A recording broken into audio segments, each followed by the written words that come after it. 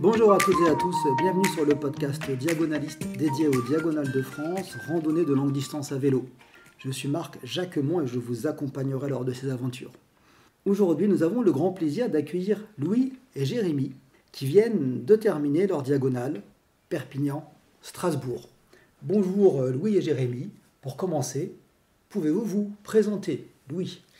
Bonjour Marc, merci de nous donner la possibilité de venir raconter cette diagonale. Donc, je m'appelle Louis, je suis membre des randonneurs de Strasbourg. Donc, c'est le club de randonnée de Strasbourg qui fédère à la fois des activités vélo, mais aussi de marche, je pense qu'il faut le préciser. Je travaille à la Fédération des usagers de la bicyclette, donc je travaille aussi dans le milieu du vélo. Donc pour ceux qui connaissent, c'est notamment le baromètre des villes cyclables qui commence à être un peu connu en tout cas par les médias. Et sinon, en termes sur le côté sportif, je suis un peu touche à tout parce que j'ai fait beaucoup de handball quand j'étais petit, j'ai fait de l'escalade. Et aujourd'hui, je pratique en dehors du vélo l'aviron. Je fais pas mal de rando et de la course à pied aussi. Donc je suis un peu, voilà, je touche à tout. J'aime ça. Et en termes comment dire, d'épreuves, on va dire longue distance que j'ai pu faire ces derniers temps. En fait, la diagonale, c'est le plus long que j'ai fait, mais auparavant, j'ai fait surtout les BRM en prévision de Paris-Brest-Paris. Paris-Brest-Paris que j'ai pas fini, mais peut-être qu'on y reviendra plus tard.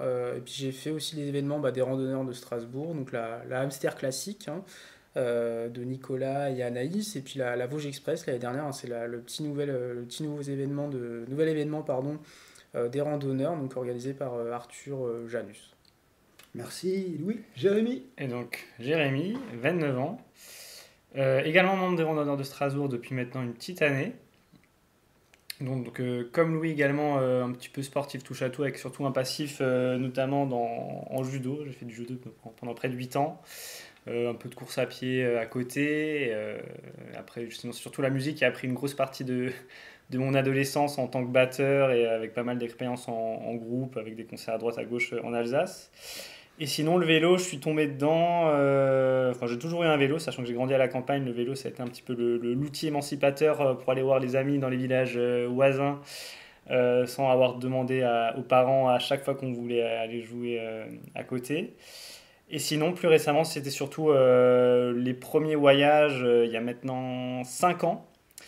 Le premier voyage, par exemple un Strasbourg-Bruxelles-Paris, ou alors remonter jusqu'aux sources du Rhin en passant par la Suisse et toute la partie limitrophe avec le Liechtenstein avec un copain. C'était un petit peu les premiers pas dans la longue distance. Et sinon, comme Louis, c'est plus récemment vraiment avec la réalisation des BRM il y a 2-3 ans, la participation aux événements randonneurs de Strasbourg comme les Hamsters classiques, la Vosges Express. Et sinon, plus récemment, en essayant de m'attaquer à des plus gros morceaux, notamment le Paris-Brest-Paris ou la Transpyrénée, qui m'ont vraiment fait découvrir un petit peu l'essence même de la longue distance. Et surtout, là maintenant, pour continuer un petit peu dans cette logique-là, la réalisation de cette diagonale Perpignan-Strasbourg, et qui plus est, en équipe Avec lui. avec Louis. Il vous en reste 17 à faire des diagonales. Qui a eu l'idée de cette première diagonale? Alors, à la base, on va dire c'était un projet commun. Moi, en tant que membre des randonneurs de Strasbourg, ça fait pas très longtemps, c'est que ma deuxième année, mais moi j'avais à cœur de proposer des choses dans le cadre de ce club, essayer d'animer le club. Et j'avais proposé, je crois, à l'automne dernier, à la base de partir en fait sur la Invino Veritas, donc c'est la traversée là, de Stéphane Gibon. Je crois qu'il y a déjà Alain Lomaillet là, c'était le podcast, le dernier podcast qui est sorti, on a déjà un peu parlé, donc je vais pas m'y attarder. Mais à la base, c'était ça le projet, le faire en BRM libre et de partir pour 6 jours. Ça, c'était le projet initial, et finalement, on avait un peu moins de temps de prévu. Et du coup, on s'est dit, ouais, qu'est-ce qu'on peut faire globalement en 3-4 jours de vélo. Et en fait, la diagonale, c'était un bon format. C'est Perpignan-Strasbourg.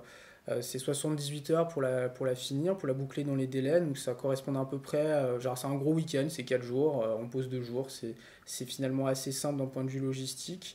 Et c'est pour ça, donc j'ai proposé ça à Jérémy, et puis un autre copain, là, Paul, et puis il y avait aussi Arthur. On était 4 à la base à partir. Finalement, on l'a fait qu'à 3. Et voilà. Mais après, C'était plutôt quand même un projet collectif, on va dire. D'accord. C'est toi qui as construit la feuille de route. Alors là encore, c'est une construction un peu, on va dire, collective. C'est moi qui ai fait les démarches, on va dire, administratives pour faire une diagonale en équipe. Il faut un capitaine. Donc voilà, j'avais ce rôle de capitaine. Donc c'est moi qui ai rempli le tableur Excel. Mais sinon, la trace, en fait, on l'a fait un peu, on va dire, un peu à l'arrache, hein, pour reprendre les termes qu'on employait dans la préparation de ce podcast.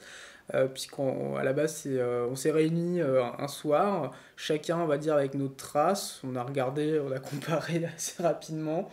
Paul a eu l'idée de passer par la Suisse, idée qui nous plaisait plutôt bien, parce que ça nous faisait découvrir des coins qu'on connaissait pas trop, et puis ça nous est remonté aussi par une partie là qu'on connaissait, qui est le Chasseral, genre le parc naturel du Chasseral, et qu'on a découvert en fait ensemble avec Jérémy à l'occasion d'un BRM organisé par Pascal Brine, hein, Pascal qui est déjà passé aussi sur ce podcast. Donc Pascal, si tu nous écoutes un moment, on t'embrasse.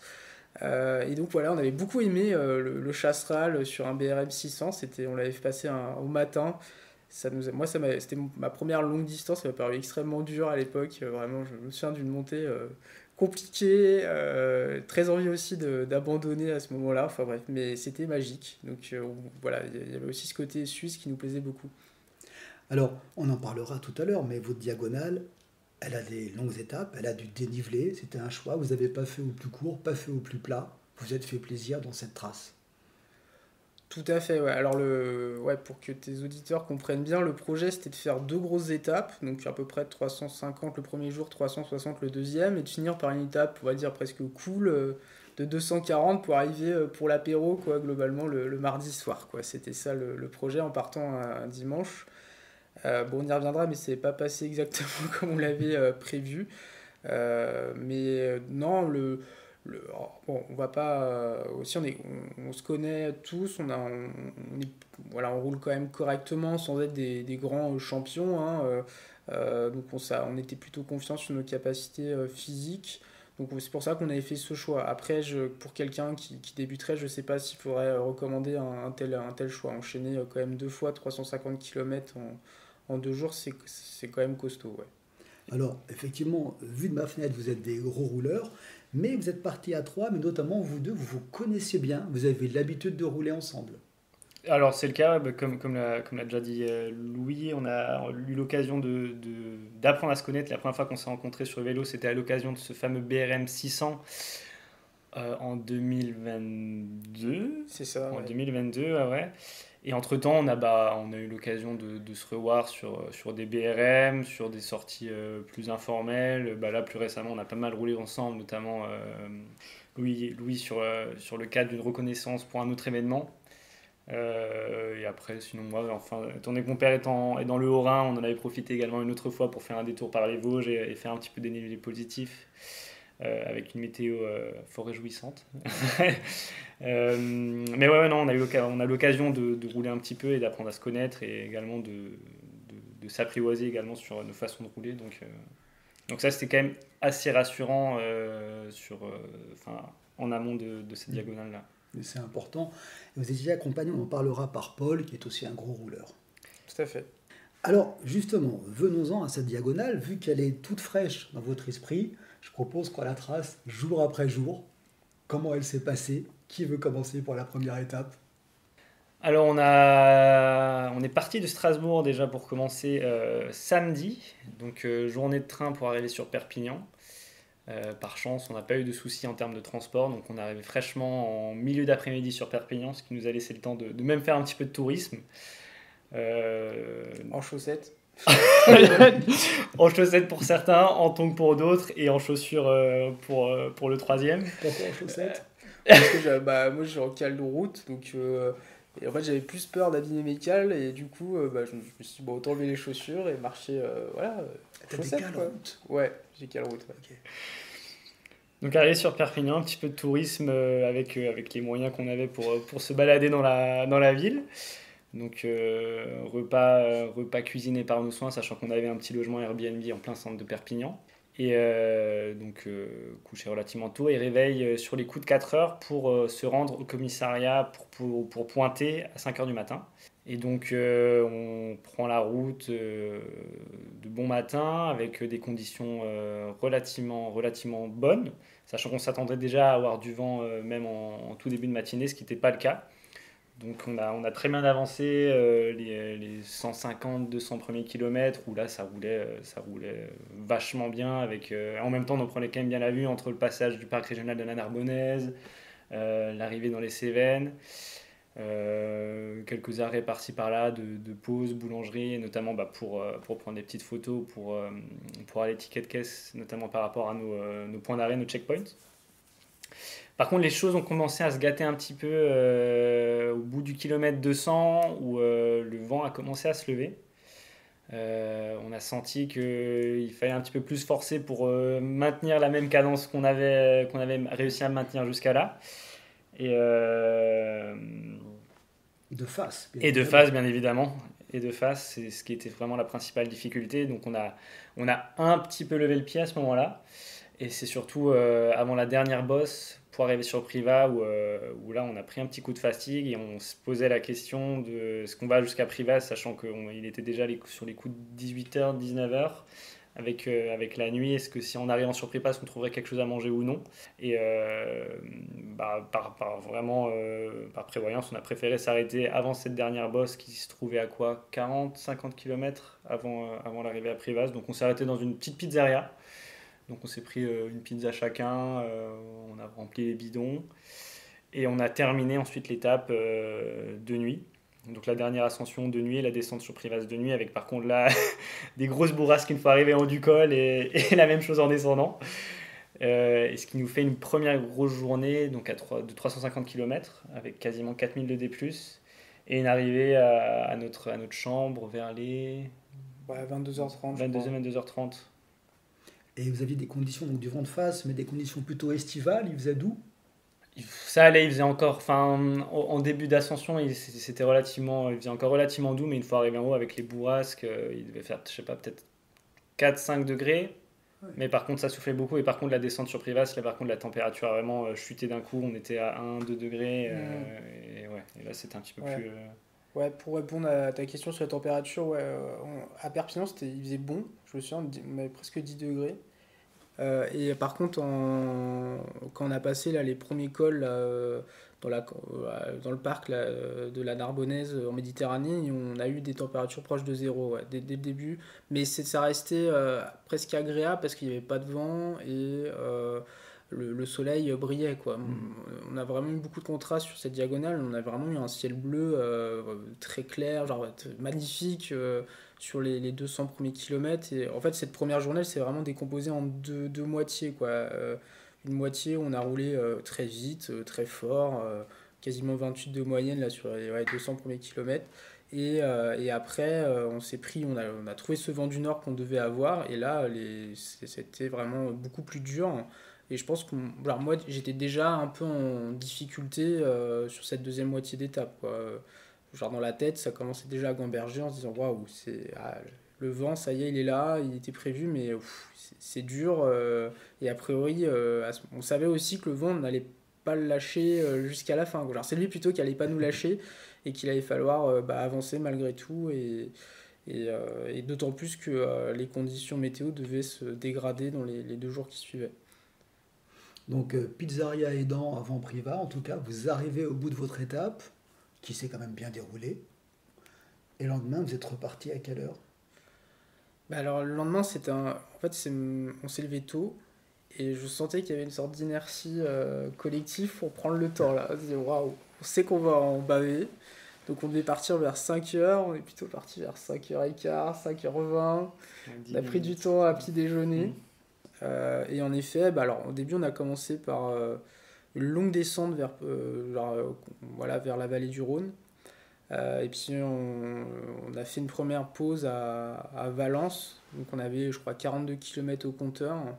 Et là, pareil, un peu coup de dur, coup de mou, parce que 42 km en plus de 2 heures, je crois. Donc 15 km de descente. Donc là, le vent, pareil, n'avait pas baissé. On était le matin. On On était à Valence. La gare était juste là pour retourner à Strasbourg. C'est vrai que les questions ça commençait à se poser, c'était dur. Et moralement, je pense qu'on a pris un sacré coup, sachant que la veille, on roulait la moyenne de l'étape totale, là, sur la première journée, on devait être à 24-25 de moyenne. Ouais. Et là, les premiers 40 km de la deuxième journée, une fois arrivé à Valence, on tournait à 16-17 km/h de moyenne. Ah ouais. Et donc moralement ça a mis un coup et le questionnement arrivé à cette boulangerie en face de la gare s'imaginant les possibilités ont un petit peu pesé. Et vous vous êtes dit, on continue quand même, on y va. À ce moment-là, ouais, on repart à 3. Voilà, donc, comment dire, Paul nous avait beaucoup poussé le premier jour et on sentait qu'il était un peu plus fatigué, plus dans la peine. Et donc on repart. Là, on avait globalement une étape assez plate, plus plate que la veille, mais on allait progressivement vers le plateau isérois, et donc avec une sorte de très long faux plat montant, quoi, avec des petites bosses, machin. Et c'est vrai qu'on n'avançait pas. Et une trentaine de kilomètres après Valence, on fait une pause. Il y a forcément des petits écarts qui se font, donc on s'arrête. Et là, il y a Paul nous dit qu'il souhaite arrêter. Donc ça a été un moment un peu aussi fort de cette diagonale. Il nous dit oui, qu'il a plus envie, que c'est dur, qu'il a pas les jambes. Donc on en discute rapidement, et Paul finit par faire demi-tour, repartir sur Valence. Et donc il a été notamment... après, il a pu retrouver des proches à Lyon, donc il a pu aussi passer un week-end quand même agréable avec ses proches. Et donc Jérémy et moi, on repart, quoi, tous les deux. Moi, à ce moment-là, j'ai quand même pas mal de doutes, hein, je vais pas le cacher. Je me dis que Paul est peut-être aussi le plus rationnel de nous trois, parce que clairement, on va pas se mentir, faire du vélo dans ces conditions, c'est pas ce qu'il y a de plus marrant, hein. Genre, voilà. Bon, on se dit, il y a la diagonale à finir, mais il y a aussi le côté plaisir, et là, moi, j'en prends pas beaucoup. Mais il y a ce truc aussi où on se dit, en fait, ça devient plus une aventure, quoi. Il y a ce truc-là qui rentre aussi à un moment où on se dit, en fait, on avance et on voit, quoi. On verra. Et ça n'a pas manqué sur la suite, sachant qu'en repartant après ce fameux kilomètre 70, on s'est pris des conditions assez particulières où une fois arrivé sur le plateau Izawa, il a commencé un petit peu la météo est devenue un peu plus humide. Donc à un moment, il a commencé à pleuvoir. Par chance, on a trouvé une petite épicerie du coin, un commerce du coin qui faisait un petit peu tout. On est arrivé sur les coups de midi. La dame était sur le point de fermer, mais finalement, elle nous a gentiment accepté, sachant qu'elle n'avait pas forcément terminé de ranger tout son matériel. Donc elle nous a gentiment préparé des sandwichs. On a pu se sustenter avec ce qu'elle avait. Donc ça a permis un petit peu de refaire monter la jauge de motivation et d'énergie. Et donc on a fait une petite pause de 30-45 minutes. Et sachant qu'à ce moment-là, oui, il y a encore une autre partie très importante, c'est qu'on était parti pour faire 350 km sur cette étape, non, même 360. Et compte tenu des conditions venteuses et humides qu'on commençait, enfin surtout venteuses qu'on avait là tout au long de cette journée-là, on a décidé de raccourcir cette étape de 100 km. Sachant qu'initialement on était censé monter jusque quasiment Neuchâtel, au bord du lac, et on a décidé de réserver une nuit à Genève, donc une étape de 250 km au lieu de 350, et par chance on a pu trouver cette fameuse chambre à Genève, parce qu'en regardant rapidement sur les disponibilités, il n'y avait plus aucun hôtel de disponible sur les 30 km qui suivaient Genève, où le peu qui était disponible était tout simplement à des prix beaucoup trop élevés pour tout ce qu'on pouvait se permettre. Donc là, on a fait une nuit, une belle chambre d'hôtel, petite, mais avec tout le confort qu'il fallait pour 100 € la nuit. Donc on s'est dit, maintenant, ça va être l'objectif de la journée. Alors, vous avez, amputé votre étape de quasi 30%, presque d'un tiers. Une chambre d'hôtel avec les vélos à monter au 5e étage. C'est ça. Pour bien clôturer la journée. Et il me semble que lui, tu avais aussi des douleurs aux genoux. Ouais, alors j'ai eu des douleurs, en fait. Moi, je sais que quand je roule trop fort, hein, à mon rythme, sur du long, je sais que ça fait un peu des dégâts.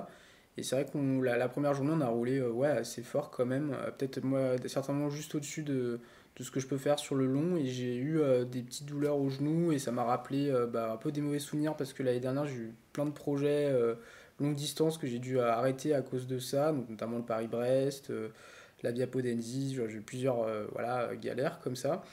Et donc là, je me dis, ah, voilà, ça revient. Et donc là, moi, la fin de la première étape, j'étais en gestion et c'est assez marrant. Mais le deuxième jour, en fait, la douleur était quasiment partie, quoi. En étant en gestion, malgré le vent, voilà, on Malgré la gérait, neige, malgré malgré la pluie. voilà, la pluie, la neige qu'on a eu après, je gérais et c'est passé, quoi. C'est assez dingue quand même, hein. Et c'est peut-être aussi un truc qu'on peut dire, c'est que dans la longue distance, bah, il n'y a rien qui est fait, quoi. On peut être mal à un moment.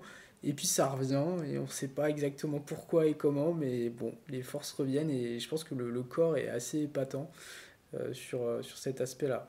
Voilà. Ok, donc là, fin de la deuxième journée, amputée d'une centaine de kilomètres. Vous attaquez la troisième, deux fêtes plus longues. Et donc, ouais, matinée, début de journée, pour moi en tout cas, très difficile, sachant que les conditions n'avaient pas forcément évolué plus positivement que ça. Donc, vent de travers ou vent de pleine, vent de face sur toute la partie qui consistait à longer le lac Léman. En plus avec les premières bosses, sachant que la trace nous faisait passer un petit peu sur les coteaux du bord du lac, ce qui fait qu'on montait, on descendait, mais toujours avec ce vent en pleine tronche. Donc moralement, pour moi, c'était relativement compliqué. En plus du froid, sachant qu'en termes de température, on devait tourner à 2-3 degrés, Ouais. plus le vent. En termes de ressenti, je pense qu'on était sur quelque chose d'assez agréable. Et donc, ouais, premier 30 km qu'on a dû effectuer en 2 heures, si pas plus de 2 heures, je crois. Ouais, parce qu'on s'est pris des belles bosses et là, clairement, ouais. Moi, il y avait un truc, c'est marrant. Je me disais, ouais, c'est la dernière journée, on va finir, quoi. Dans ma tête, c'était ça. Et en même temps, mais qu'est-ce que c'est dur, quoi. C'était waouh, mais à ce rythme-là, moi, je crois que je calculais plus à ce moment-là. J'avançais. J'étais en mode, un peu en mode vraiment aventure, en mode, j'aime pas trop dire ça, mais en mode, ouais, un peu survie, quoi. On voit ce qui se passe après, quoi. Voilà, on a juste à tourner les jambes, on voit après chaque kilomètre et chaque kilomètre parcouru est un peu une petite victoire, quoi. Moi, il y avait vraiment ce truc-là, ce mode qui s'était enclenché, on avance, on avance, on avance. Voilà, et en effet, ouais, après 2 heures, on avait une trentaine de kilomètres au compteur. Toi, t'avais mal au genou, je me Moi, j'avais souviens, des ouais, douleurs aux t'avais genoux qui qui commençaient à se apparaître. réveiller. Je sais pas si c'est peut-être à cause du froid ou peut-être à cause des 2 jours précédents ou par moment, c'est vrai on avait peut-être un petit peu poussé. Mais c'est vrai qu'en termes d'état d'esprit, j'étais un petit peu dans le même état d'esprit que toi, Louis, vraiment en mode survie et en mode on va découper les étapes petit à petit et se fixer des petits objectifs. Donc là, les premiers 30 km, après je sais qu'on se rapprochait, on était à une cinquantaine de kilomètres d'Yverdon, donc vraiment à atteindre le lac de Neuchâtel. Donc ça, c'était vraiment le premier petit objectif qu'on se fixait. Ensuite, atteindre Neuchâtel et enfin pour nous c'était je sais pas si on peut dire le soulagement mais enfin le passage au dénivelé et peut-être Ouais. se mettre à l'abri du vent et ça s'est confirmé du coup avec les premiers vrais cols de la journée et notamment le passage par le Chasseral Mm. en fait qui était qu'on a eu l'occasion de découvrir sur un des BRM de Pascal Bride donc comme l'avait déjà dit Louis et où on s'est un petit peu pour la première fois rencontré sur le vélo, on a pu échanger. Et donc le passage par le Chasseral, avec des conditions une fois de plus particulières, donc sous la neige. Sous la neige, sachant que par moment on voyait sur le côté, je sais pas, une vingtaine de centimètres sur le côté. Mais malgré tout, beaucoup plus agréable que contre le vent. Certes froid, il devait peut-être faire entre 0 et 2 degrés, Mm. mais les routes étaient nickel. Et une fois de plus, pas de vent. Et je pense que Louis, comme moi, on aime bien grimper. Peut-être plus que rouler sur le plat. Donc finalement, on a quand même plutôt bien vécu cette arrivée dans le Jura. Ouais. Ouais, j'ai vraiment ressenti un soulagement assez fou. Là, à un moment, on a pu recommencer à reparler dans cette première montée là, vers le Chasseral. Moi, j'ai ressenti beaucoup de bien-être. C'est fou. Bah, à un moment, on a roulé, je sais pas, on a fait toute la montée côte à côte en parlant. Et je trouvais ça complètement dingue qu'on puisse à nouveau s'entendre, pas être. Genre, moi j'avais presque des acouphènes tellement il y avait de vent. Et c'était hyper agréable, quoi. On entendait même les oiseaux. Je me dis, waouh, parce que le vent, faut s'imaginer ce que c'est. Genre, c'est vraiment un isolement total, qu'on est seul, avec son vélo, avec ses pensées, on peut quasiment pas communiquer. En plus, les bourrasques, ça demande quand même beaucoup de concentration pour pas partir sur le bas-côté, pas trop aller à gauche et se prendre les voitures. C'est vraiment une concentration permanente. On peut pas lâcher la vigilance. Et cette montée, c'est assez drôle de dire ça, parce il y avait quelques bourrées d'arbres, mais elle était presque reposante, en fait. En tout cas, reposante pour la tête. Et voilà, c'était assez génial. Moi, quand on est arrivé en haut, là, sur le niveau du Chasseral, j'avais retrouvé du plaisir, j'avais presque envie d'y aller, là, d'aller prendre cette route et d'aller à l'antenne, là. Bon, je pense que c'était pas raisonnable à ce moment-là, parce que en plus, je pense qu'il restait au moins 5 km aller, 5 retours, avec au moins 300 mètres de D+, mais c'était très tentant, quoi. Et arrivé au Chasseral, après, il y avait une descente raide, hein, quand même. On a pris beaucoup de vitesse jusqu'à Saint-Imier. Et à Saint-Imier, c'est assez drôle parce que c'est vraiment une cuvette. Et en fait, on remonte direct, quoi. C'est montagne russe. On passe de 12% en descente à 12% en montée, quoi. Vraiment. Et là, le deuxième col, il était costaud, celui-là, par contre. Hein. Je crois le Mont Croatie ou quelque chose comme ça. Ouais, on pourra peut-être remettre ça dans les notes, mais c'était une belle bosse, un beau 6 km là, à 8-9%. Puis il y avait beaucoup de passages sur cette route là, c'était un peu angoissant. Ouais. Moi, toi, t'étais devant, tu roulais bien fort. Je me suis dit, ouais, t'as plus mal aux genoux, c'est reparti quoi. Et j'ai du mal à te suivre. Mais cette montée est peut-être un peu plus fatigante parce qu'il y a beaucoup de circulation là pour le coup. C'est vrai que psychologiquement c'était peut-être un peu plus pesant que sur la montée là, vers le Chasseral, sachant que c'était vraiment un col de passage. Donc il y avait en plus on passait pile dans les heures où les gens rentrent du travail. Et c'est vrai qu'en termes de circulation on s'est fait un petit peu surprendre. Mais une fois arrivé en haut, on était quand même bien soulagé de voir qu'on avait passé en fait les plus gros cols là, de la journée. Sachant qu'il restait quand même 2-3 bosses, mais moins importantes. Qu'est-ce qu'il vous reste après, jusqu'à l'arrivée? Bah là, à ce moment-là, il reste quand même encore, je crois, 180. Hein. Ouais, 180 km. Ouais. Quand même. Et il était 18h, non peut-être pas 17h, je sais plus. 17-18h, ouais. Mais en fait, pour moi, c'était fini. Genre, non mais c'est vrai, non mais en fait on était dans la zone des BRM de Pascal, c'était presque la maison. On était en terrain connu, et ça aide. Ouais, et donc on traverse ce plateau du Jura, on avait quand même une trentaine de kilomètres en altitude avec des paysages tout blancs. Alors là moi j'étais je trouve ça complètement dingue quoi, parce que 2 jours avant on était en cours dans le sud là avec les paysages, la Méditerranée bleue. Le lever de soleil sur la Méditerranée qui était quand même magnifique et tout, c'était dingue ces couleurs. Et là, voilà, contraste. Et le blanc immaculé partout, et puis de la belle neige. Hein. C'était pas la neige un peu grise et tout, ça venait de tomber, c'était frais, c'était beau. Donc on traverse ce plateau. Grosse différence, il n'y avait pas de vent. Ouais, toujours. Alors ouais, là, c'est vrai que c'était un plaisir de fou. Pas de vent, quoi. Pas de vent, rien. Et donc on traverse ce plateau hyper vite. Hein. Juste aussi pour vous dire à quel point il y avait du vent, c'est on a augmenté notre moyenne avec je crois qu'on avait 1500-2000 mètres de D+. On allait plus vite dans la montée que face au vent sur du plat avec des bosses. Quoi. Alors on est peut-être bons grimpeurs, mais ouais, peut-être pas, puisque on était quand même un peu fatigués à ce moment-là aussi. Et c'est pour dire que c'était le vent était vraiment dur. Et puis donc on termine la traversée du plateau et là on arrive, on passe la frontière française quoi. Et là pareil, moi j'ai un gros moment d'euphorie, je me dis waouh c'est fou, ça y est, on est dans la plaine d'Alsace, on est chez nous quoi. Bon il restait 150 km hein, encore, mais c'était moi je savais qu'on allait au bout. Je savais, même s'il était tard, qu'on mine de rien était fatigué, mais c'était là il n'y avait plus de doute quoi. Il n'y avait plus d'obstacles possibles en fait dans ma tête, c'était complètement dingue. Je savais qu'on arriverait très tard, mais en fait je m'en fichais, je dis qu'on finirait l'étape. Et puis il y avait aussi peut-être un confort quand même, c'est que Jérémy habite le papa de Jérémy habitait sur la trace à 80 km de l'arrivée. Et donc ça a été aussi une autre étape, quoi, où on a pu faire une petite pause chez ton papa à 22h30, je crois, on est arrivé. Ouais, c'est ça. J'ai oublié le nom du village. À Blödelsheim, donc avant Blödelsheim, voilà. Fessenheim. Et donc on en a, ouais, comme tu me dis, on en a profité pour. Avant ça, une fois arrivé dans le Sungo, on a fait une petite pause Kebab, gastronomique au kebab du coin. Ouais. Qui nous a bien aidé. Et donc, entre Hirsing là, et Blödelsheim, il y avait quoi, une cinquantaine de kilomètres en passant par Mulhouse.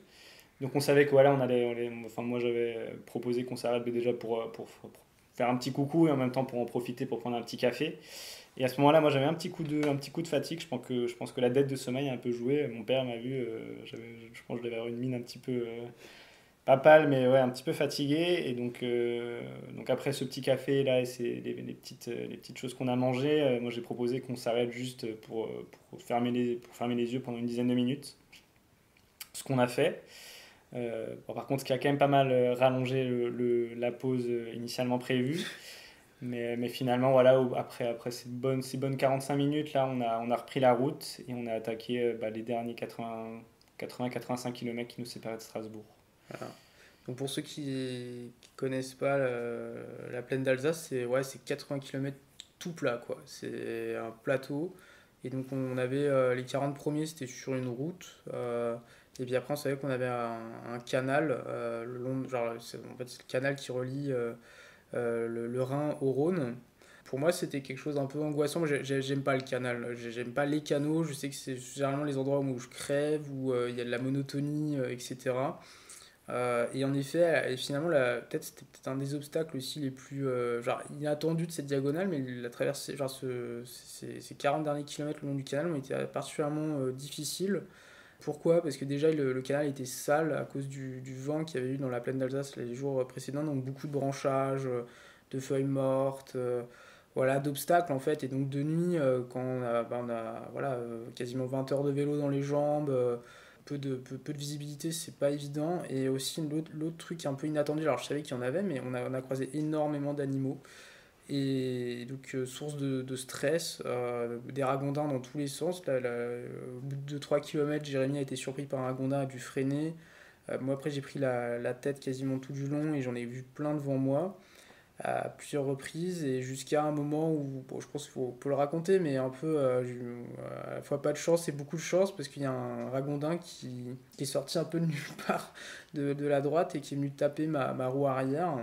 Donc je lui ai roulé dessus et par miracle je suis pas tombé. Je sais pas, voilà. Je serais passé peut-être une demi-seconde plus tard, j'aurais tapé roue avant, j'aurais certainement, ça aurait été certainement différent, mais je suis resté sur le vélo et voilà, on est reparti quoi. Donc, complètement dingue cette histoire aussi. Et là, quand t'as Ragondin, il reste 40, vous êtes quasiment à l'arrivée. Là, je crois qu'il reste entre 15 et 20 km où je tape le Ragondin. Moi, dans ma tête, je me disais déjà, allez, c'est bon, on peut se relâcher et tout, c'est fini. Et bah non, en fait. Une diagonale, ça se finit au commissariat, ça se finit pas avant, quoi. Et Pascal l'avait dit dans sa diagonale, il disait, ouais, même moi, je l'ai fait le matin, il y avait ces racines, machin. En effet, la fin, là, il y a plein de soulèvements racinaires, c'est. Bon, voilà, c'est comme ça, hein, et c'est pas simple. Là, on a vu les animaux en plus, la saleté, mais c'est pas, voilà, même le plat finalement, c'est pas tout repos, quoi. Et surtout de nuit, dans des conditions de fatigue. Et donc, je pense que, voilà, je conseillerais aux futurs diagonalistes de cette trace de plutôt prendre la route, en tout cas de nuit. Je pense que 2 jours, c'est très bien, hein, ça se fait bien et tout, c'est agréable. Il n'y a pas la circulation, mais de nuit, je pense que c'était pas le bon choix. Là, vous arrivez au commissariat, il est à peu près 2 heures du matin. 3h15, ouais. 3h15, c'est quoi? C'est de l'euphorie, c'est de la fatigue, c'est de la satisfaction, les douleurs s'en vont, la fatigue s'en va. Qu'est-ce qui se passe?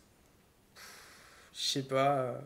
Moi, j'étais. Non, en fait, ça fait un moment que je courais après un premier 3-4 jours de vélo. Et moi, j'ai beaucoup d'émotions parce que voilà, c'était un truc qu'on finissait. Moi, comment dire, c'est pas une évidence le vélo. Pour moi, j'ai peut-être je passe pour un gros rouleur, machin. Mais c'est pas. Je trouve que c'est pas simple. Il y a beaucoup de podcasts sur l'ultra distance, sur des trucs formidables que font les gens, mais je pense qu'il faut pas banaliser ce genre de choses non plus, quoi. C'est ouais, la tête prend cher. On est quand même aujourd'hui des gens, j'ai l'impression qu'on est plutôt habitué à être sur des canapés, à être dans le confort et tout, et même si c'est pas, comment dire, ça se fait, hein, c'est pas infaisable, mais moi j'avais quand même beaucoup d'émotions quoi, d'y être arrivé. Voilà, j'ai eu plein d'échecs, plein d'erreurs, et je me dis, ah enfin, c'est bon, on y arrive. Et donc, ouais, j'étais hyper content, d'autant plus que il y a nos compagnes respectives qui sont venues, qui ont fait, voilà, qui sont venues au commissariat pour nous accueillir, et moi ouais, j'étais assez ému de pouvoir finir, ouais. C'était un beau moment. Non, même chose, ouais, grosse satisfaction d'être arrivé au bout de cette aventure et qui plus est, bah, bon, malheureusement pas forcément à trois, mais Ouais, mais au moins enfin, en équipe quoi. Bah, surtout avec le fait que Louis, on a eu l'occasion de rouler quand même pas mal ensemble et bah, notamment sur le Paris-Brest-Paris, on a quand même partagé des belles portions et c'est vrai que moi mm, ça m'a mis un petit coup quand tu m'as dit que t'arrêtais. Enfin, c'est pour ça le fait ouais, d'arriver au bout de cette diagonale ensemble, tu vois, ça m'a quand même fait super plaisir et ouais, enfin, son petit lot d'émotions. Après, je suis peut-être moins sur l'émotion que ça, mais en tout cas, enfin, super content et super satisfait de ces trois mm, jours à l'extérieur en mode aventure pour terminer. C'est 950 km et c'est ce dénivelé qui était quand même relativement important. Là, je me rends compte ah ouais, moi par rapport à d'autres traces. ouais, moi ça me paraissait sur le papier, le dénivelé, je crois, il y en a 10 000, 9 000, entre 9 et 10 000. Je sais pas si on peut faire beaucoup plus plat, je me rends pas compte. Si. Ouais,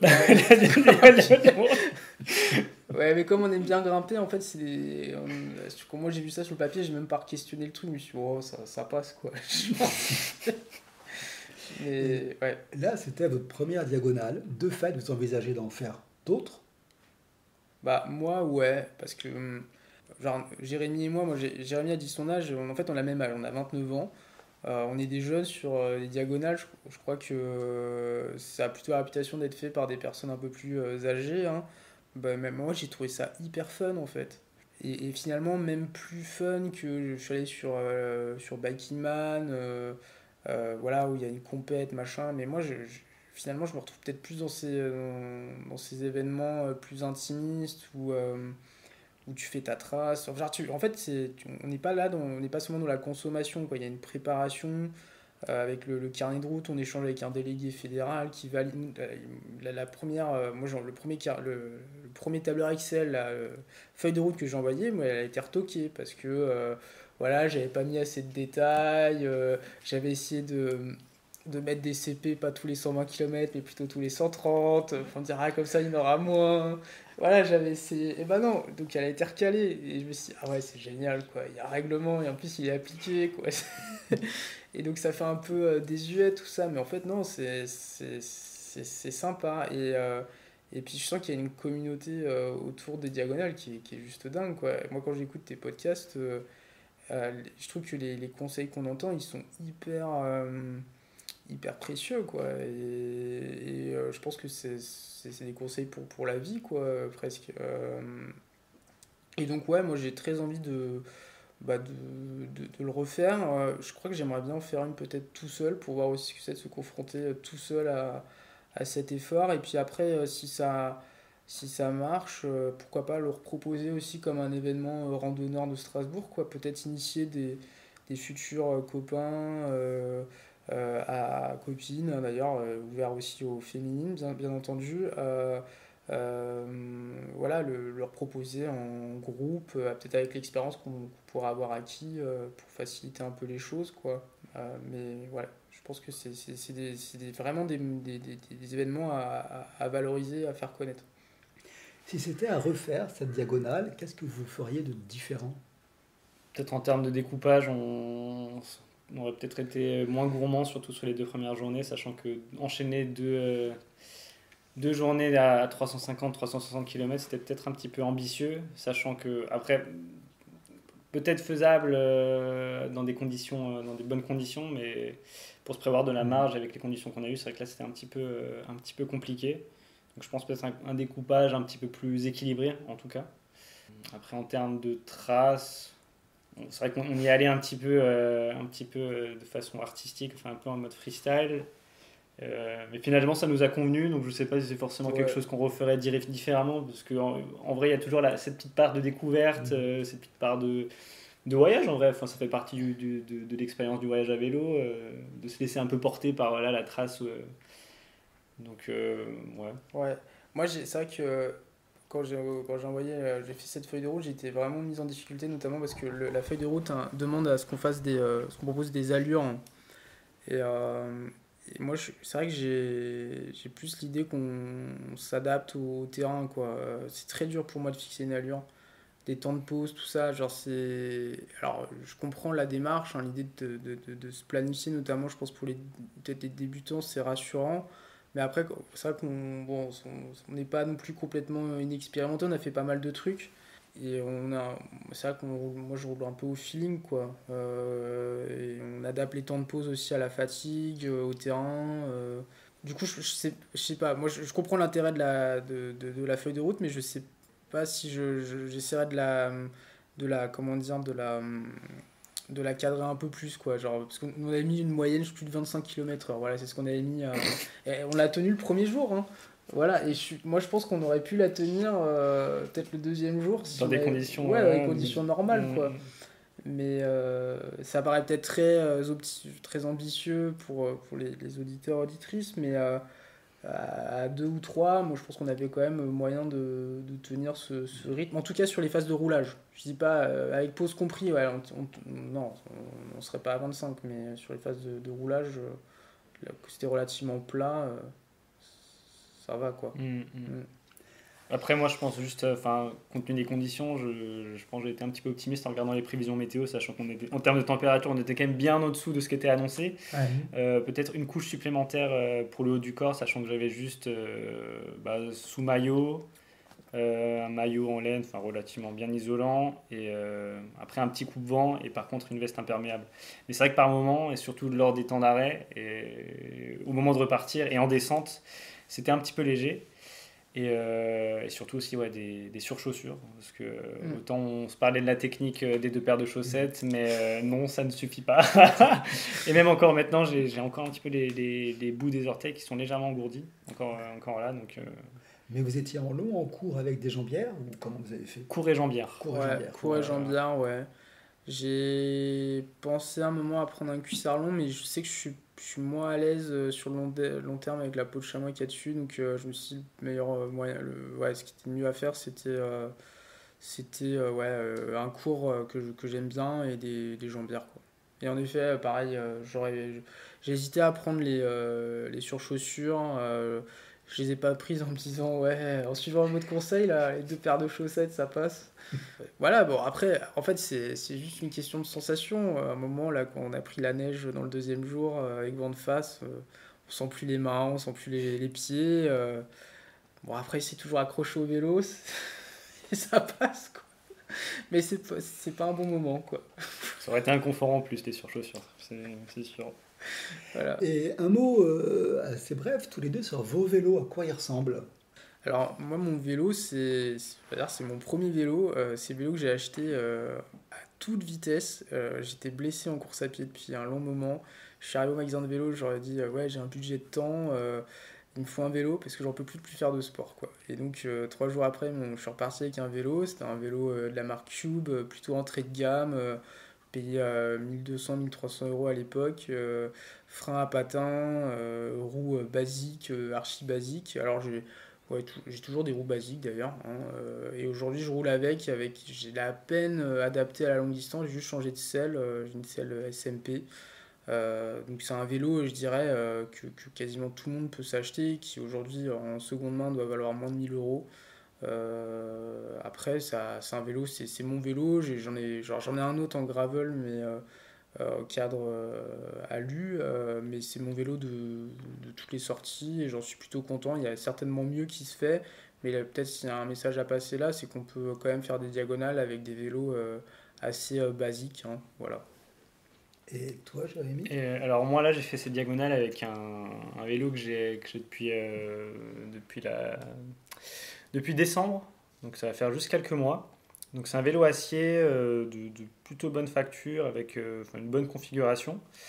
Donc là c'était l'occasion vraiment de le tester dans des conditions un peu plus longues que ce que j'ai pu faire jusque-là. Et donc très satisfait, surtout qu'à la base, mon premier vélo c'était un vélo de gravel en aluminium. Également comme Louis que j'ai dû acheter entre 1000 et 1500 euros.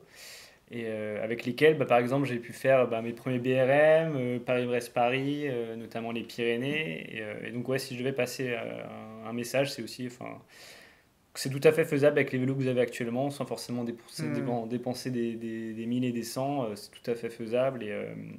En fait, le mieux, c'est de commencer avec ce qu'on a, tout simplement. Alors justement, commencer avec ce qu'on a, exercice difficile. Quel conseil vous pourriez donner chacun à celui qui veut faire sa première diagonale? Bah, il y a un conseil qui est beaucoup revenu dans ton podcast, là, c'est de se lancer. Ouais, je pense que c'est un bon conseil parce que ça fait peur, mais en fait, on se rend compte que le corps, il est capable quand même ouais, il est très surprenant, quoi. Moi, je vois, je sais pas comment dire, ouais, par exemple, là, on a eu quand même froid, des conditions hivernales. Moi, le froid, c'est quelque chose qui m'a toujours fait peur. Autant la chaleur, je sais que je supporte, mais le froid, ça me fait peur, ça fait mal, on n'est pas bien.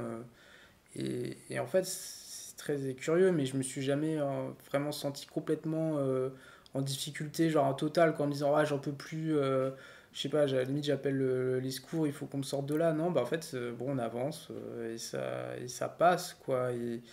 Voilà, donc un bon conseil, c'est de se lancer. Après, pour se rassurer, je pense que le fait de le faire en groupe, notamment pour des jeunes, ça peut être sympa, ouais. Partir soit à deux copains, soit partir un jeune avec quelqu'un peut-être de plus âgé, plus expérimenté. Ça peut être une bonne expérience, quoi. Parce que c'est vrai que la longue distance, ouais, là, nous, finalement, on n'a pas eu, à part le vent, on n'a pas eu de galère, on n'a pas eu de problème mécanique, par exemple. Là-dessus, on a un touche du bois, ça s'est pas accumulé, en plus du reste. Mais quand on est seul, qu'on ne sait pas bien réparer son vélo, etc., je pense que ça peut être rassurant d'être accompagné par quelqu'un avec un peu plus d'expérience. Et pour se lancer, sinon, commencer tout simplement par attaquer tout ce qui est BRM, etc. Notamment Ouais. ce qui est proposé par les randonneurs normalement toutes les années, après encore plus lors des années de Paris-Brest-Paris. Maintenant, commencer par faire ses premiers 200, 300, 400, apprendre à se connaître. Je pense que ça, c'est quand on commence à se connaître, savoir comment on fonctionne en termes d'alimentation, en termes de sensibilité par rapport au froid, à la chaleur, c'est autant de plus qui peuvent aider à la réalisation d'une première diagonale. Et sinon, ouais, pour le côté roulé en groupe, essayer de peut-être juste essayer de faire attention à bien connaître la personne, là où les personnes avec qui on roule, sachant que des fois, si on se retrouve à rouler sur un faux rythme, ça peut être ça peut être rédhibitoire, voire même aboutir sur un abandon. Donc ouais, c'est peut-être un petit point de vigilance là-dessus, juste. Merci, en tout cas, un grand merci pour avoir une grande félicitation pour avoir mené à bien cette diagonale difficile. Et après, c'est quoi vos projets de longue distance cette année? Bah, du coup, ouais, peut-être pour commencer, moi j'en ai un là en fait, plusieurs qui vont arriver assez vite. Là, il y a Hamster Classique, là, voilà, en mai, donc bon, moi ça va être la troisième, donc voilà, c'est un.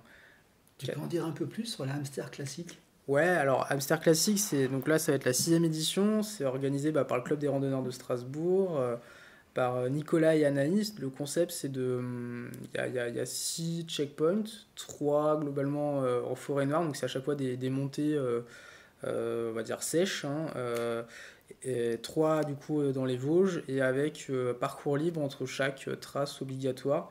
Donc moi je trouve que c'est une super introduction à la longue distance parce que à la fois il y a un parcours qui est imposé, on croise du monde, genre il y a un parcours en tout cas des portions imposées, mais le reste du temps on est libre, quoi.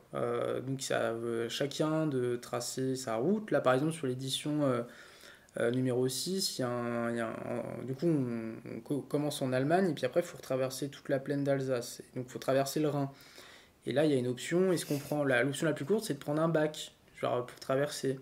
Bon, après, la question, c'est que le bac, il ferme voilà, à 22 heures, donc il faut être capable de pouvoir arriver avant la fermeture du bac. Sinon, bah, faut contourner, mais du coup, c'est plus long.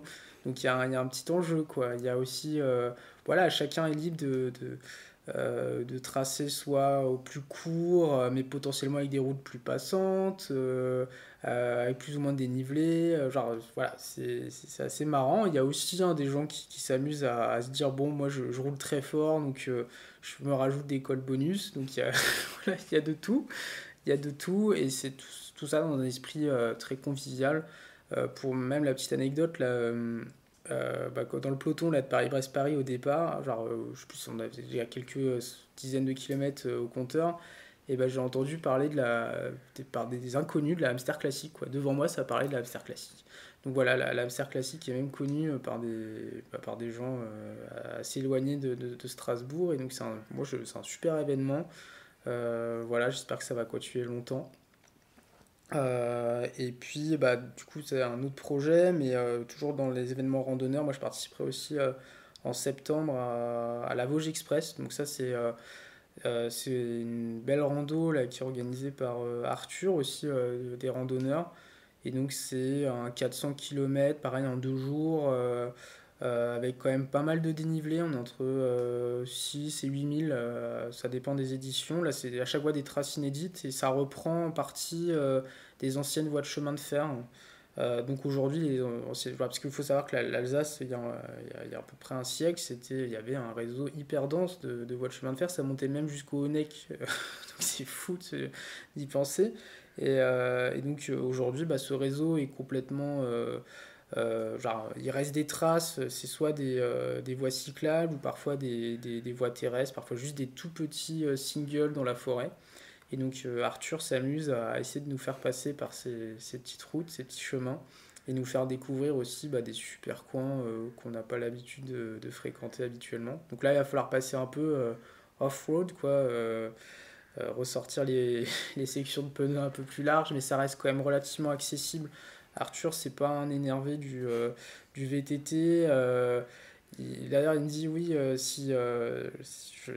en gros, comment dire, si je sais que Louis peut passer, parce que moi j'ai tendance à beaucoup tomber, prendre des gamelles assez régulièrement, et donc s'il peut passer, c'est que tout le monde peut passer.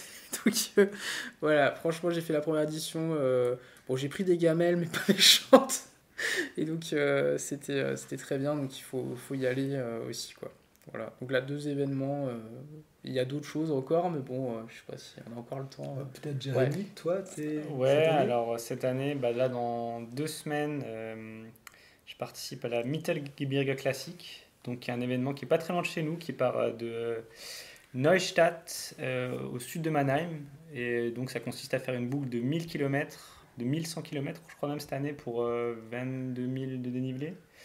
Donc entre Forêt-Noire et Vosges.